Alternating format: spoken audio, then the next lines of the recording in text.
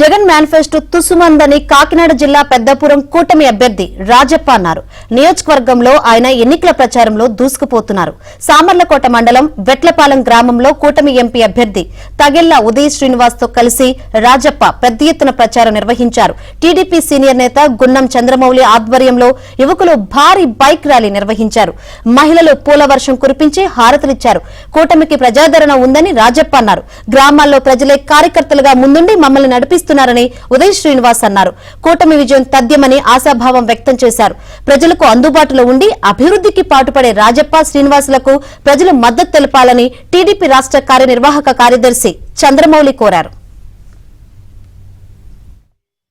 కూటమి అభ్యర్థిగా తెలుగుదేశం పార్టీ అభ్యర్థిగా సైకిల్ గుర్తు పోటీ వేయాలని చెప్పి నేను, అలాగే తంగల ఉదయ శ్రీనివాస్ గారు మా గ్లాస్ గుర్తు వేయాలని చెప్పి ఇద్దరం కూడా చాలా పెద్ద గ్రామం అంటే ఏటపల్లి గ్రామంలో చాలా ప్రచారం ప్రారంభించడం.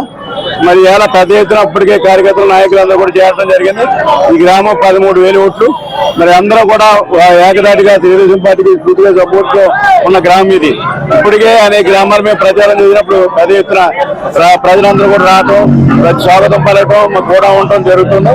అలాగే జాయినింగ్స్ కూడా పెద్ద ఎత్తున పెద్దాపురం నియోజకవర్గంలో నాయకులు అందరూ కూడా కౌన్సిలర్స్, సర్పంచులు పెద్ద ఎత్తున నాయకులందరూ కూడా జాయిన్ అవుతున్నారు. వేట్లపాలెంలో చినరాజప్ప గారు, అలాగే మౌళి గారు, అలా జనసేన నాయకులు, బీజేపీ నాయకులు, బీజేపీ ఇన్ఛార్జి గారు అందరం కలిసి, తెలుగుదేశం నాయకులు, కార్యకర్తలు అందరం కలిసి పెద్ద ఎత్తున పర్యటన చేస్తున్నాం.